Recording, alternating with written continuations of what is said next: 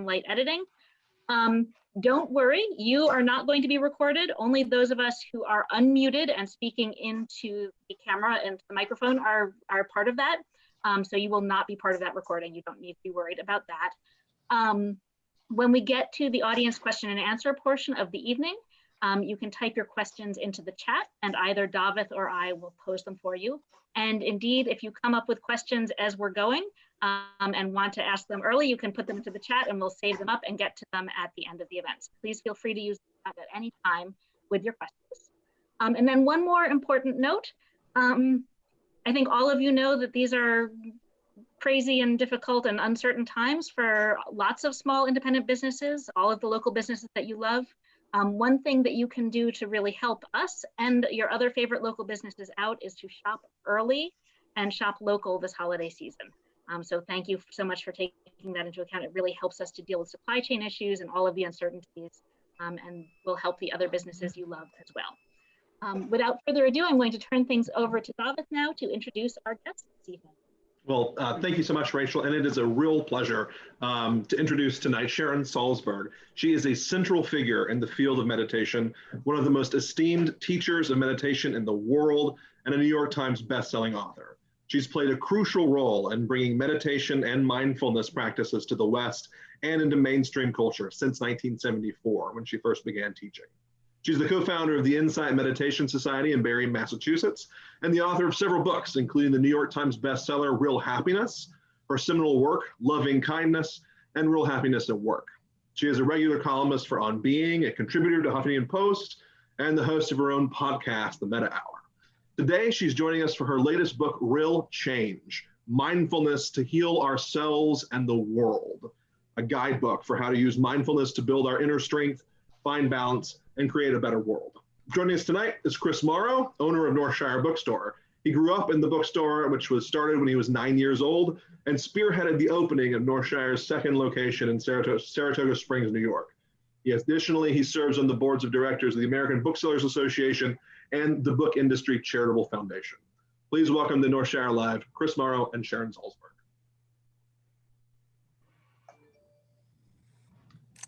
Well, thank you so much for having me. It's a real delight to be here.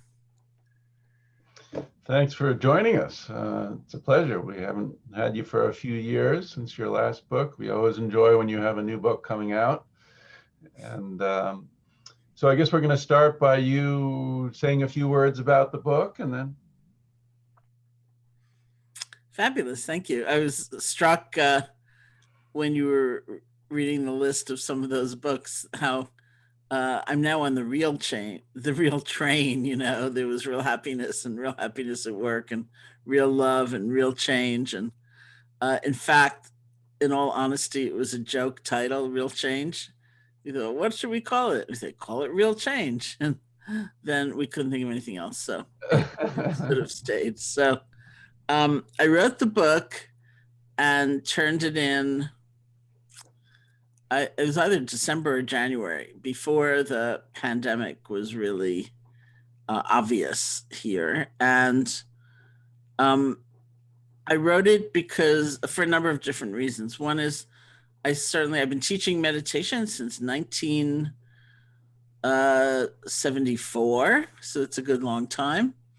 And I know a lot of meditators, obviously, who through their practice of greater awareness and introspection develop a very deep and true kind of compassion for others, a sense of connection to others, but don't always know how to take action, where to move, how to try in some way to make this a better world.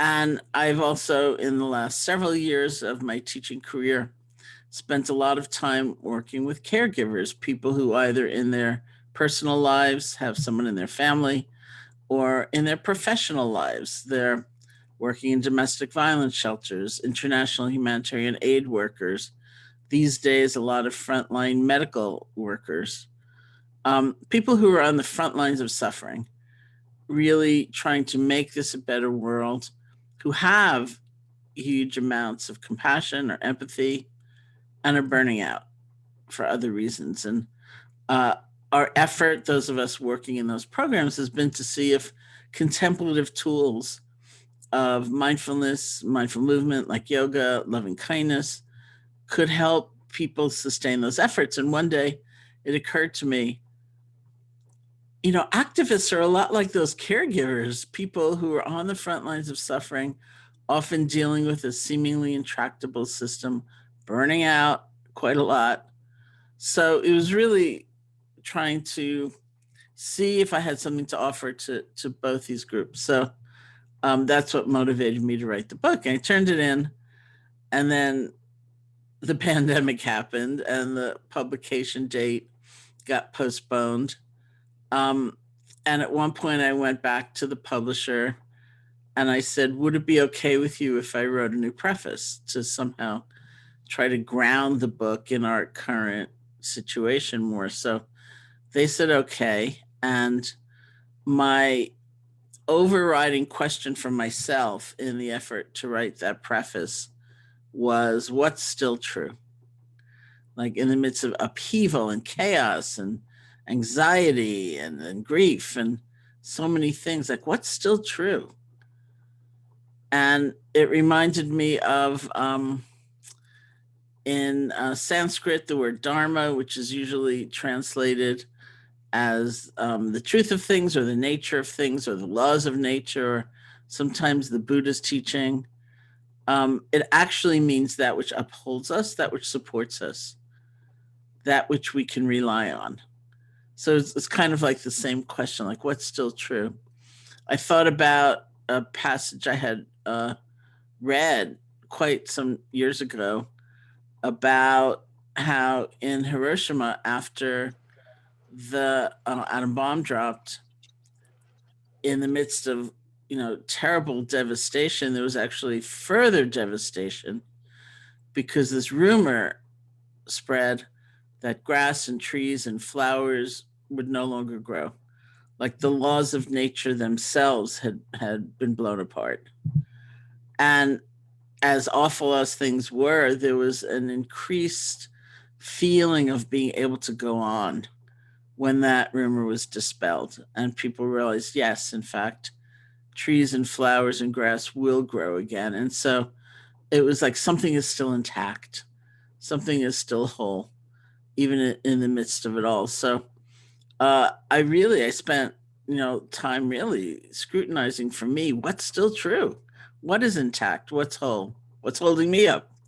And I came back to, interestingly enough, a lot of the many things I had written in the book about meditation practice and the tools of centering and taking rest, about extracting the energy out of anger without being completely overwhelmed by it and sort of burning up, about finding in a way the love that is at the heart of grief. Someone once talked about grief as being love that doesn't have the normal place to land, and moving from grief to resilience. I had written a chapter on remembering to take in the joy. And that was especially about an activist friend of mine from years ago who was doing incredible work. And he was miserable in part because he never allowed himself to enjoy anything. He felt too guilty, you know. And I had a chapter on interconnection, which I believe very strongly is the truth of life. And the more we tune into that, the more transformed we are. And the more we understand that, we use a construct like self and other and us and them, which is a useful construct, but it also doesn't speak to a certain level of reality, which is like we. And my favorite example of that actually is I was riding in a car with a friend, and we were stuck in this terrible, horrible, awful traffic and complaining bitterly about it the entire time. And then my friend turned to me and said, well, we're the traffic too, you know. And I thought, oh, right. You know, like what an odd feeling before. It's like, I'm in the center of the universe. This is my road. You are an interloper, all of you. You're in my way. You're slowing me down. But what about when that sense of like centrality and marginalization drops? Then it's just we. Here we are together. And you know what? We've got a problem. We've got traffic. But that's reality. And so I believe very strongly in the power of coming closer and closer to reality.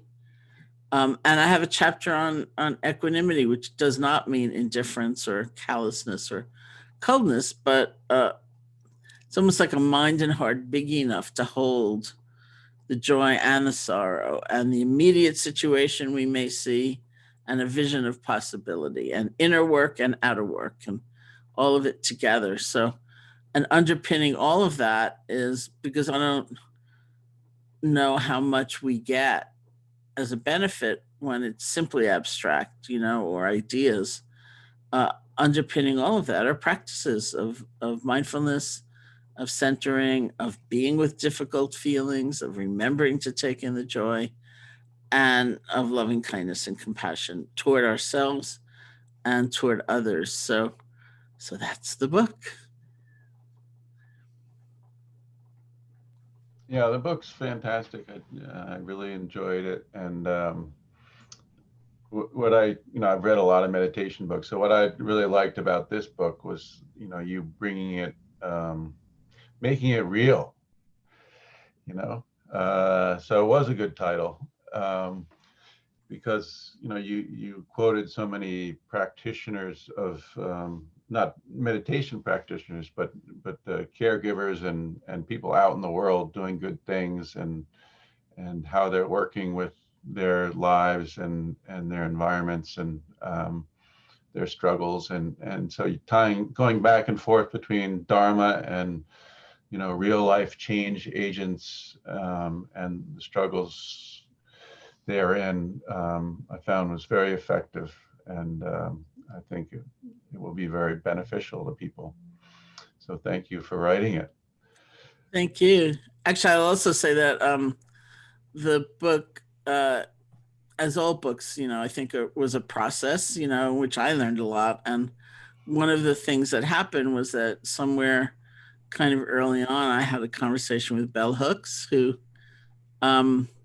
said to me she didn't really like the term social action because she thought that perhaps people would only think about marching or protesting. And she said to me, what about art? And that became a very important conversation for me because I thought, well, yeah, what about art? What about creativity of different kinds that helps dissolve our sense of stuckness and reveals the sense of possibility to us? So amongst those people that I tried to include in the book, I tried to include artists and writers and people like that. Absolutely. So do you want to do a short meditation, or do you want to jump right in here? Let's do a little meditation. Let's do a little meditation. Why not? One of the words that's been very important for me, just in considering my meditation practice, is the word rest. And so what I like to do, this will just be for a few minutes, really, is to choose an object of awareness, which is commonly something like the feeling of the breath, the sensation of the in and out breath, just the normal, natural breath. And if that doesn't work for you for some reason, that's fine. You can choose like your hands touching, some sensation that's already happening anyway. And the operative word actually is rest. In my earliest practice, I know that I was very frightened. I was 18. I was very frightened. I was very hypervigilant. And it was very difficult for me just to feel the breath. I used to say to myself, settle back. Let the breath come to you. Because as soon as this breath was happening, I kind of be mentally leaning forward for the next 50. And I also used to say to myself, you're breathing anyway. All you need to do is feel it, because I had so much performance anxiety. It's like I'd never done it before. So it's like, settle back. Let the breath come to you. Rest your attention on the breath. And then you will find your attention wanders all over the place. There's almost no doubt about that. It's okay. When you realize that, see if you can gently let go and just come back. Okay, so we'll sit together for a few minutes. You can sit comfortably, close your eyes or not, depending on where you are. If you're driving, please don't. Or if you're uncomfortable in some way with your eyes closed, please don't. It's really fine. See if you can find that place where the breath is strongest for you or clearest for you. Maybe it's the nostrils, the chest, or the abdomen. Bring your attention there and just rest. See if you can feel one breath without concern for what's already gone by, without leaning forward for even the very next breath, just this one.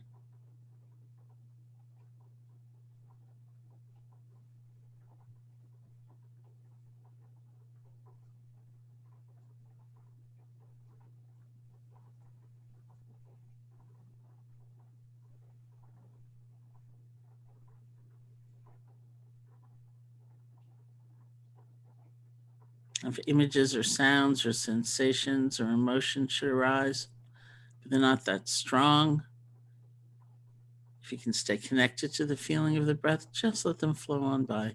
You're breathing. It's just one breath.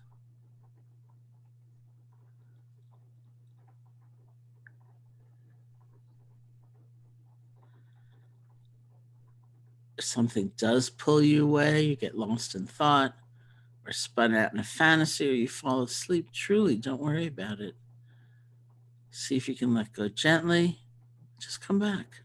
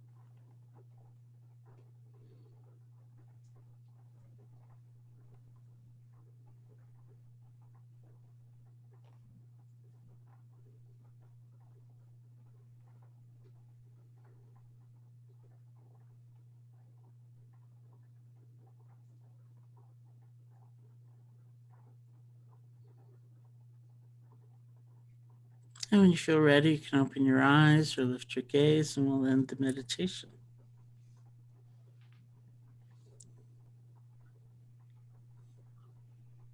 So that was 3 minutes. That was a nice break from the tumult of life. So I want to start with a couple of just foundational questions, and then we'll move into more specific questions about things you bring up in the book. Can you just give us a basic definition of mindfulness? Sure. The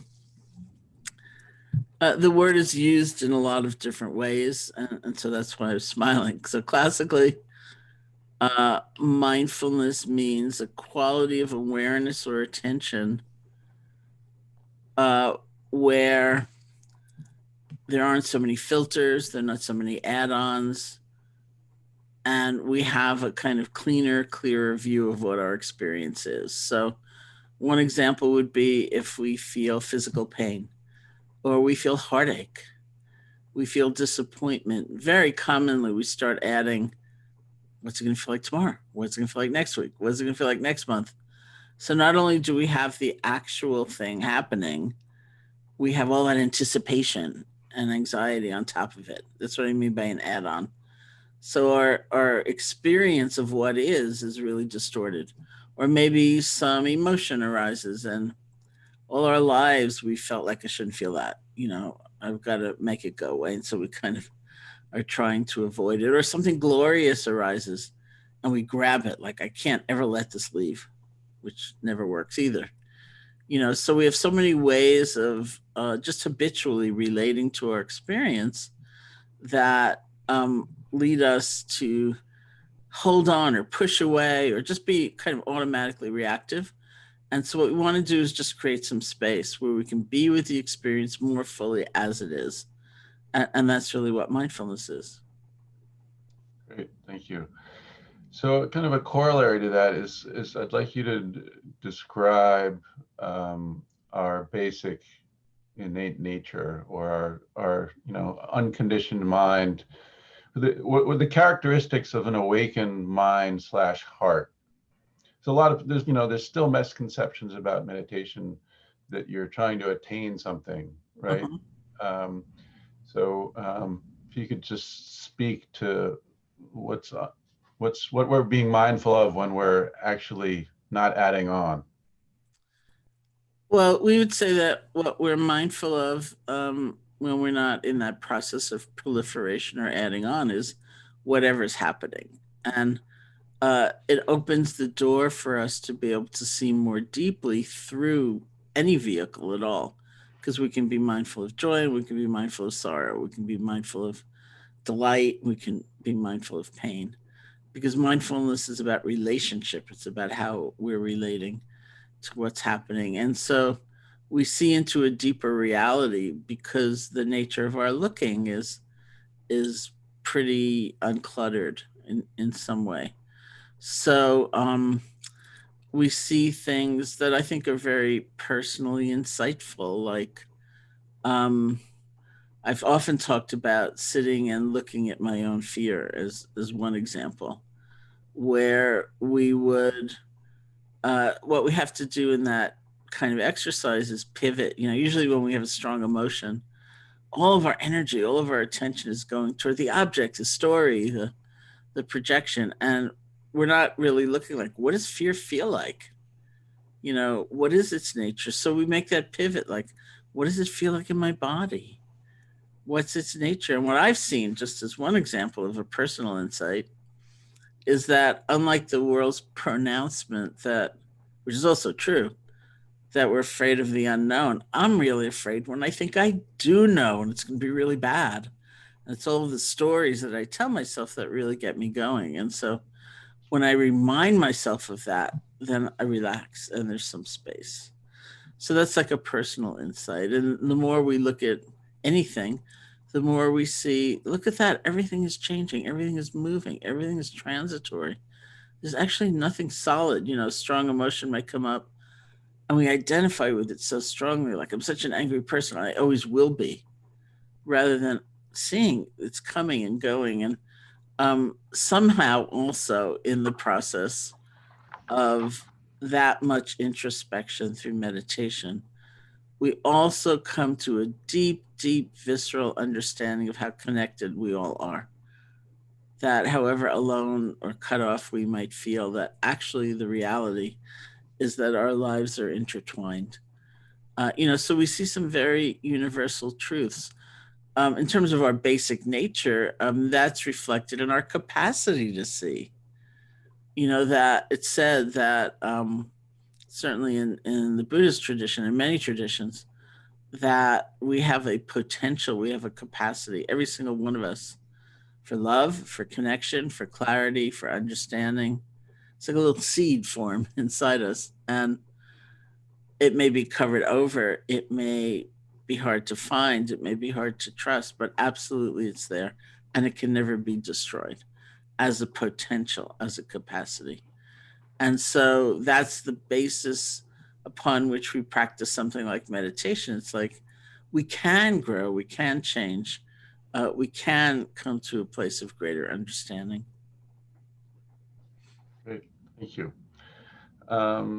You touched on this in your intro, but I'm going to read a short paragraph from the book and ask you to comment on it. You say, many of us are familiar with the spectrum of depletion. We just can't catch up. We feel overwhelmed and exhausted. We no longer find meaning in what we are doing. We burn out, or we are actively traumatized as we absorb the trauma of those we work with or live with or deeply care about. So that there's that kind of energy that a lot of us are dealing with. And then there's, right now it's a potent time with the stress and anxiety of politics and COVID. So can you talk a little bit about how meditation, how to skillfully work with these feelings and emotions? I would say, first of all, we have to recognize this is a hard time. In some other era of life, this woman came to me and she was sort of like, she was pretty down on herself. Like, I don't know why I'm not doing better. I should have more calm. I've been meditating for however long, or I should be better. And I said to her, what I'd like you to do is just make a list of everything you've gone through in the last year. And she chose instead to draw it out. So she made like this drawing. And then we looked at it and I said, I want you to look at what's on this piece of paper, like your house burnt down, your cat got sick, you got estranged from your brother, like there's a lot. And coping is not always that easy. And I think that is a place that we need to really begin in a way. It's like we are going through a lot. And whatever your life looks like, whether you're isolated at home or you are doing childcare at home or you're out working in the world, or, it's a lot. Like I'm here in my home in Barre, Massachusetts. The retreat center, the Insight Meditation Society, is next door, now closed. I spent the month of February in California, which I find I often talk about. It's like I went somewhere. It was like an epic journey, I was somewhere else. I got back to New York City, where I also rent a small apartment in early March. And I just started feeling, this doesn't feel good. This really doesn't feel good. And unlike many people, I had an alternative. I have a house here. And I thought, okay, I'll go up to Barre for a couple of weeks. So I came up here with my snow boots on March 14th. And by the time my third season hit, of the autumn, I just was back in New York for a week for the first time in 7 months. And I thought, this is so intense, to have left a life with a lot of seeming knowns and expectations, and thinking, oh, this is going to happen, and then my book's going to come out, then I'm going to travel, and then I'm going to, it's like none of it. And so I think we have to give ourselves a break fundamentally. And then I come back to understanding that the stress dynamic is actually a dynamic. It's always described that way. There's the pressure, the stressors, the incidents, the circumstance, and then there's the resource with which it's met. And that resource for me is primarily composed of two things. One is what I have developed in my meditation practice, or still developing in my meditation practice. And the other is some sense of community. And it's a very odd time in terms of fostering a sense of community, because maybe we can't go out, to a social situation or something like that. But it's an inner sense. I've always felt that, actually. It's an inner sense of connection. Even before the pandemic, when I'd read about epidemics of loneliness, or I'd read in health studies about the power of social connection and healing, I always thought, well, it can't just be numbers, like I've only got 2 friends, I need 5. It must be some kind of abiding sense of how connected we are, and caring for others in that way. It's a dynamic, and we have every possibility of, we try to affect the circumstances when we can. And whether we can or not, we have so much power. I really believe that, in developing those resources. So one of the Buddha's first teachings was the Four Noble Truths, which, and the first one is basically, life has some unpleasantness in it, right? And you talk about that in one of your chapters, and you use the phrase "some things just hurt." Ooh, here's my cup that says "some things just hurt." Can you see it? Oh, there you go.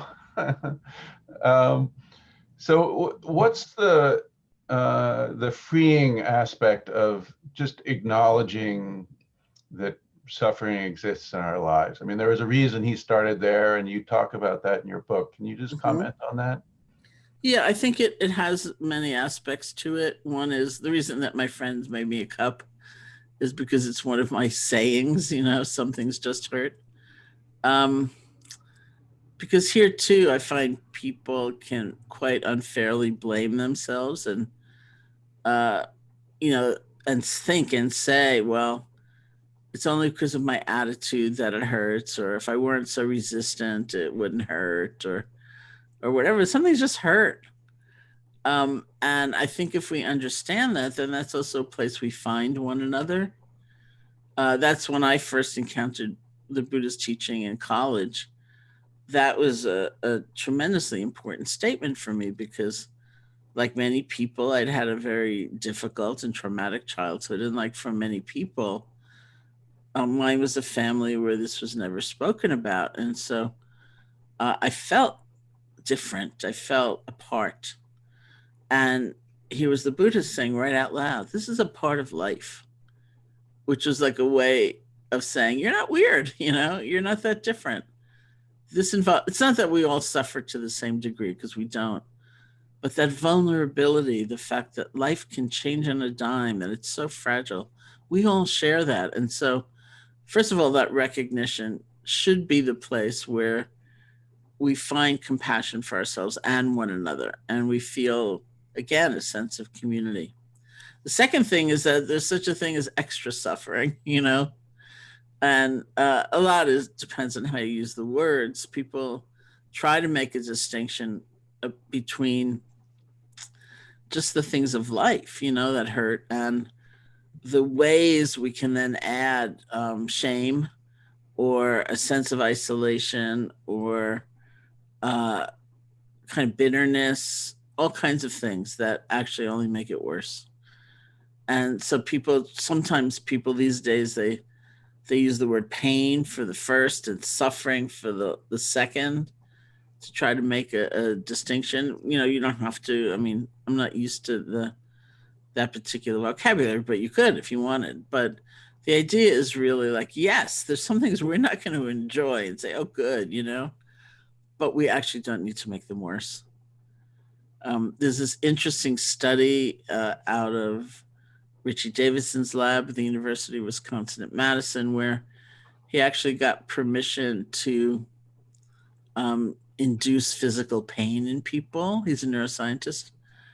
And it's interesting in a lot of ways because we also use physical pain as a model for emotional pain, all kinds of pain. And what he found, he had a group of people who'd been meditating for 8 weeks. He had a group of people who'd never meditated.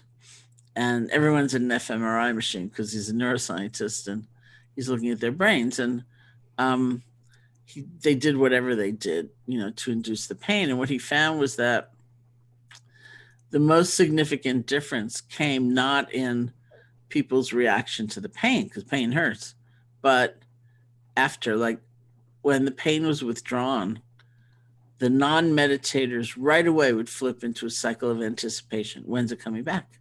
Maybe it'll be even worse. I know, I bet it's going to be worse. And so they never got any rest. They never got a reprieve. They never got a break. They never got any peace.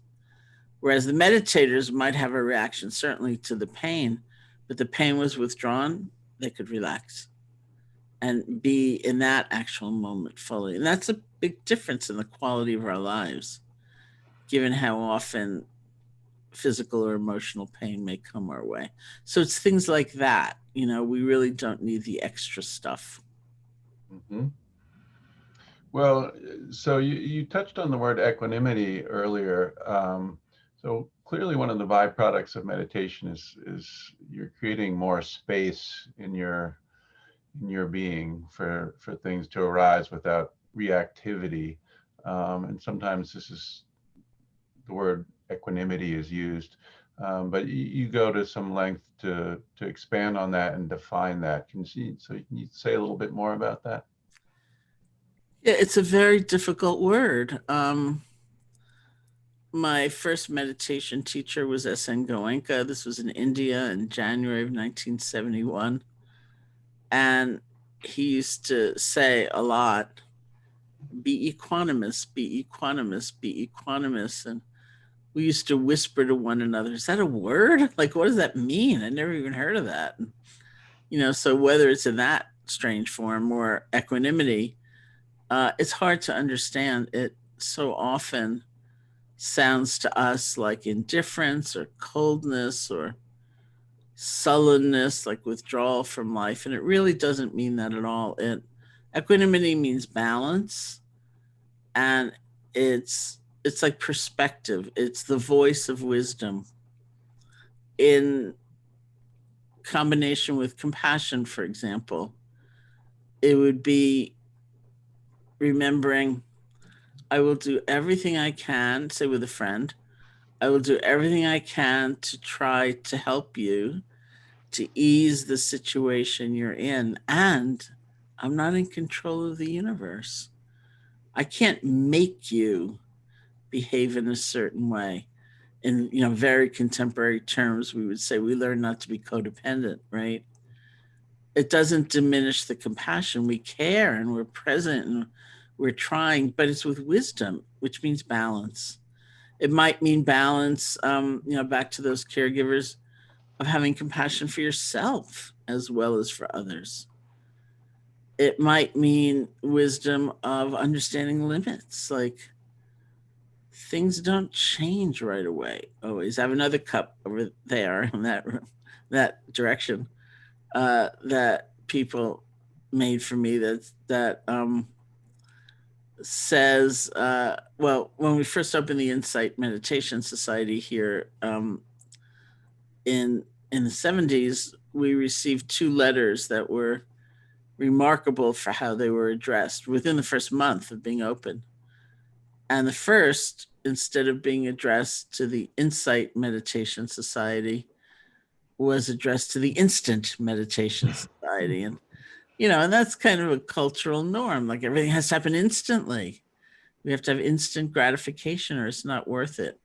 But the second envelope, instead of being addressed to the Insight Meditation Society, was addressed to the Hindsight Meditation Society. And I just love that, because there have been so many times in my meditation life where I felt like nothing was happening. And then I look back with some hindsight and I thought, oh, look at that. Something was happening. And so many times in my efforts to make a difference or be of service where I felt like, well, that went nowhere. And only later, when I'm lucky, do I hear, oh, you know what? You gave me that book at that moment. It didn't really mean much to me, but now my life is different and I picked it up. It was really important.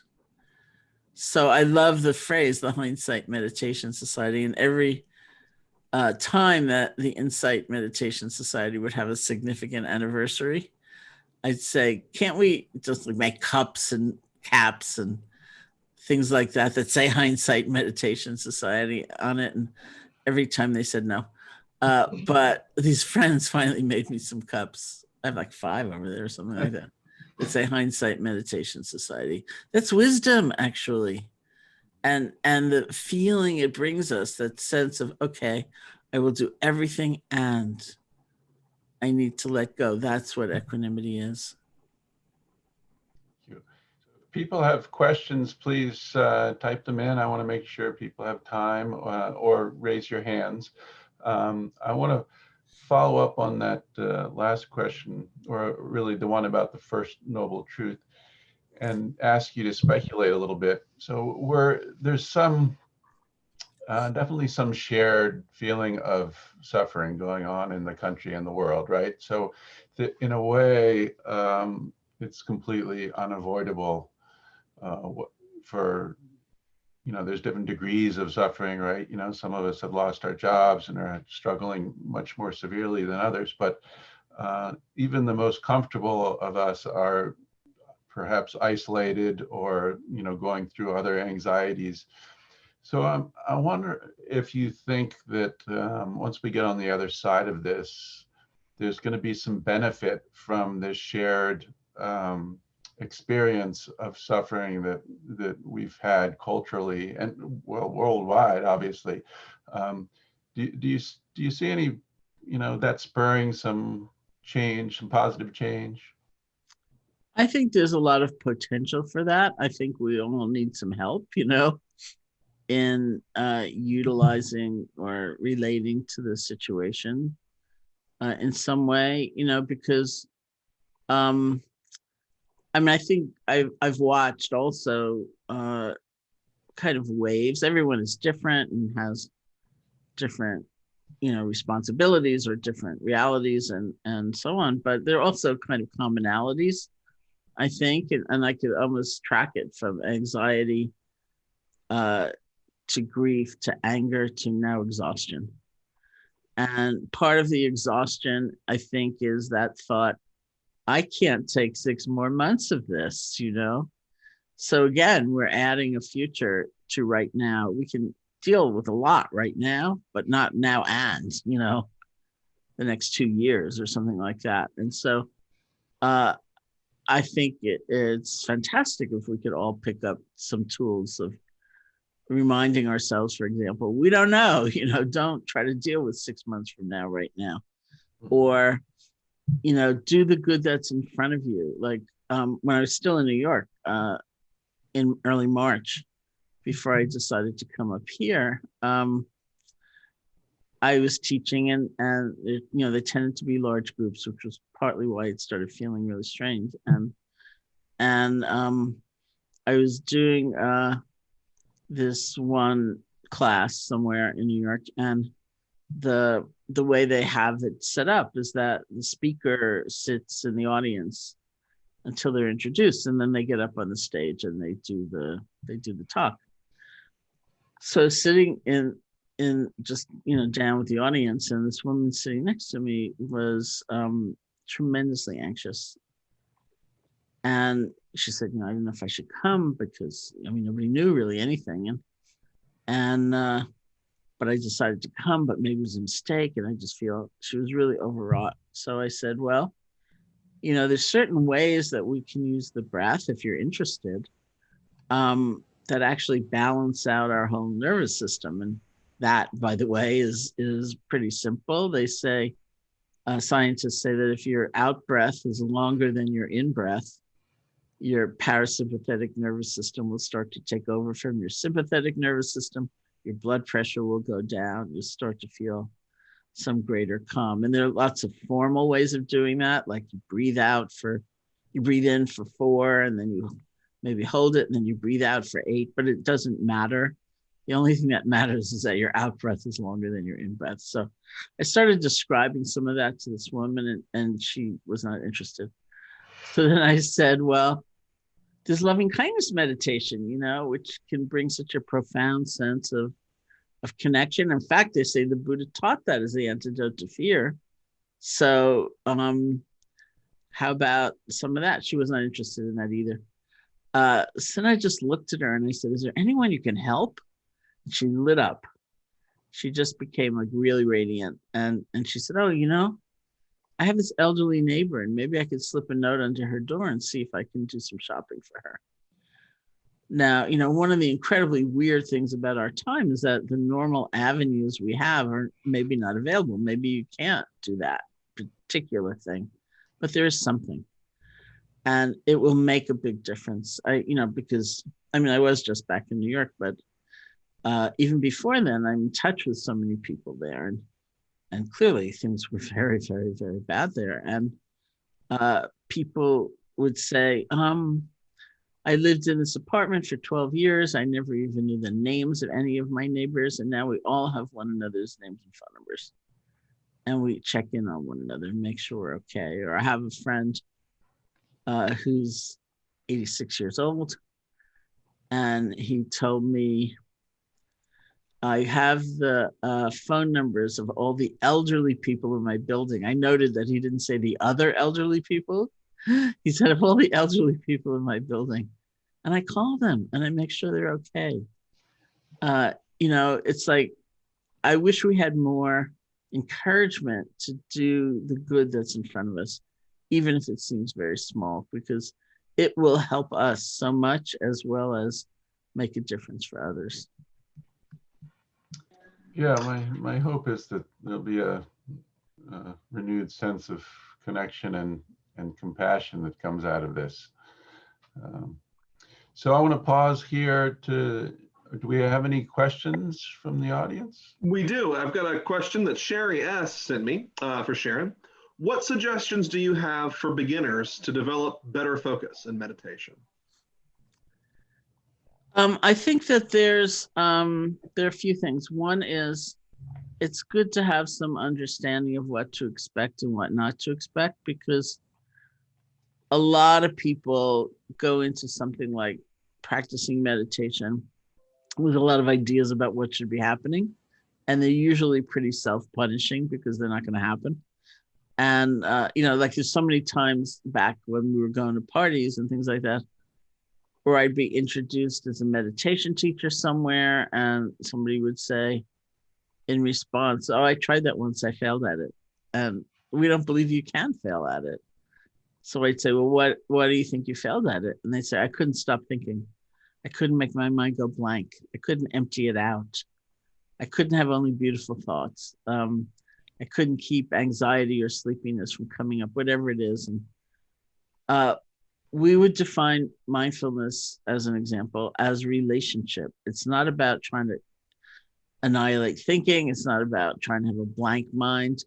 It's about changing our relationship to what's going on. We don't have to take every thought to heart. And like I was teaching earlier today, I use this example. It's like, if you have the thought, "I want an avocado," and you're in Barre, Massachusetts, you've got to get in your car, and drive somewhere in the rain today to buy an avocado. You want to be able to see that thought and let it go before you're halfway there. What am I doing? Or you're angry and you don't even realize it, and you press send on that email, and then you go, "Whoops," that's a little hostile, isn't it?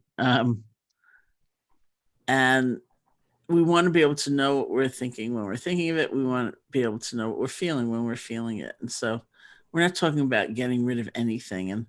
And people struggle so much thinking, "I'm not doing it right, I'm not doing well." It's really better to have an understanding of what to expect. So when we did that 3 minutes, I said, "Your mind will wander." That's the right thing to expect. And the important moment is what then happens, where we practice letting go and coming back. And we let go and we come back. And if you have to do that 10 billion times in your practice, it's not a problem. So that is a really good framework, I think, to pursue focus with. That's how it happens, actually.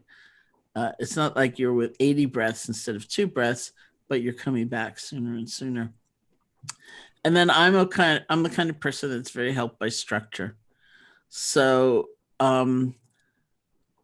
my favorite neuroscientist friends say to me that, one said what he found in his lab was that 7 to 9 minutes of meditation a day will change your brain. And I was quoting that. So that means measurable change, And I'm not a neuroscientist, so I can't really describe all those, but apparently we want our brains to change in those particular ways. I was quoting him when I was on a Zoom panel with somebody, another neuroscientist friend of mine, and I could see from her face, she didn't look that happy. So I said, "Okay, what are you thinking?" And she said, "Well, my lab found 12 minutes a day." And so clearly nobody knows exactly, but also nobody is saying you have to do this like 18 hours a day to get some results. So the everydayness of it, or close to everydayness of it, seems to be a more significant factor. And so I would say, see what's comfortable for you. Maybe it's, I'm going to try this every day for a week. I'm going to try this every day for a month. just see what seems right to you. And a time frame, 12 minutes, 7 minutes, like, and actually for me, every day is easier than say 3 times a week. That's not true for everybody, but for me, I know my mind, and what would happen would be, it would be Monday and I think, I'll start on Wednesday. And then Wednesday would come around. I think I'll do it 3 times on Saturday. That'll count, but every day is every day. So you have to see what works for you so that it's fairly frequent, and just make the experiment. Set an app or an alarm or something so you don't worry about oversitting. And if you possibly can, don't evaluate until that period of time, the week, the 2 weeks, the month is over. And when you are evaluating, look at your life. How do you speak to yourself when you make a mistake, or things like that, because that's where you'll really see the change. So there's a question from Michelle that she sent to me. She asks, are there plans to reopen the Insight Meditation Society in Barrie prior to the distribution of a COVID vaccine with social distancing or masks or anything like that? There are plans to reopen. I don't know when. I don't know exactly what that will look like. I think we are working right now, because it's closed, on ventilation and air filtration and all those things which will help. I was talking, to the folks here from the bookstore before we started about when information first started coming out about times that one might be vulnerable to catching the virus. And the description was, a closed-in room with poor ventilation and a congregate group that's there for a long time. I thought, that's a meditation hall, anywhere. So we are working on that. We've had consultants come in, and whatever needs to change will change. Other things, are all being evaluated, and they're not so hard. I think food is not so hard because you can make individual things and, put it in boxes so people don't have to use the same serving utensils and stand in lines and things like that. So I think whatever we can change, we will change. And then we'll just have to see. There's also, it's a bi-directional process. We will do everything we can to make sure that it's safe. And, and then there's just the, is there a mandatory quarantine for people for 2 weeks coming into the state or the Commonwealth? Is there, transportation that people feel comfortable taking in order to get here? So, but I'm quite confident that it will open. I've gotten a number of questions here, and I'm afraid we're not going to get time for all of them, but here's one from Violet. Being mindful of adding the future to the now, it's challenging, but feasible on a personal level.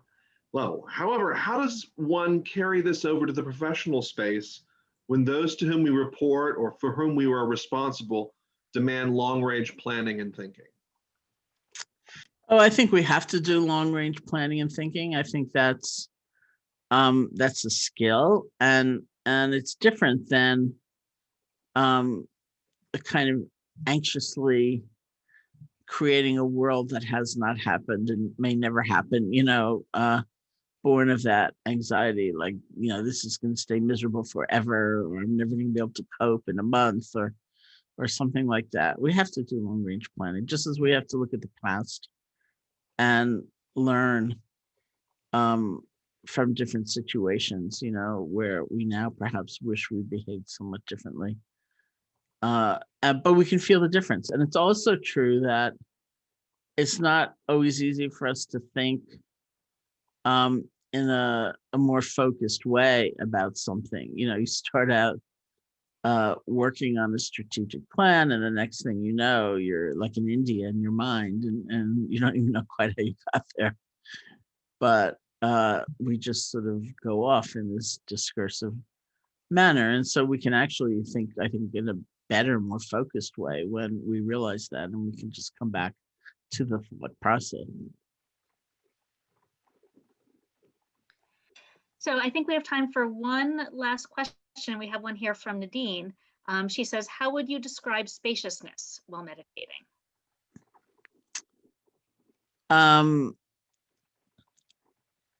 I think you could talk about that in terms of space, literally, or spaciousness.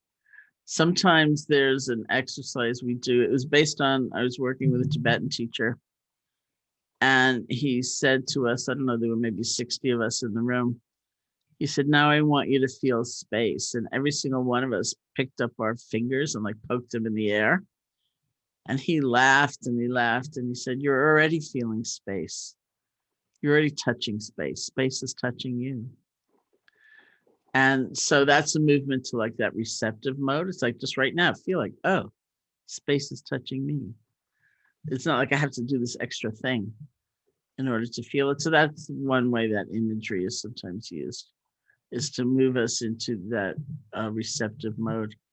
There's an idea of spaciousness, which happens when we're not involved with so many add-ons. There's a tendency of our minds to proliferate. And so things get kind of cluttered or crowded. And that's different than, like, the example I use sometimes is I was teaching with my friend Joseph Goldstein. And Joseph and I were in the kitchen having a cup of tea in his place. And somebody came in and said to Joseph, just had this really bad experience. So Joseph said, what happened? And he said, I felt all this tension in my jaw, and I realized what an incredibly uptight person I am. Now I always have been and I always will be. And Joseph said, you mean you felt a lot of tension in your jaw? And he said, yes, and I've never been able to get close to people. It's never going to change. Joseph said, you mean you felt a lot of tension in your jaw? And it was really interesting for me, like watching them go back and forth and back and forth. And finally, Joseph said, why are you adding a miserable self-image to a painful experience? It's like painful enough to feel the tension in your jaw, but now you're going to be alone for the rest of your life, right? So that takes up a lot of space, all those things we add on. And if you think about not buying into them and having them fall away, even though you're left perhaps with tension in your jaw, that is spaciousness. It's like an open-hearted relationship with what is.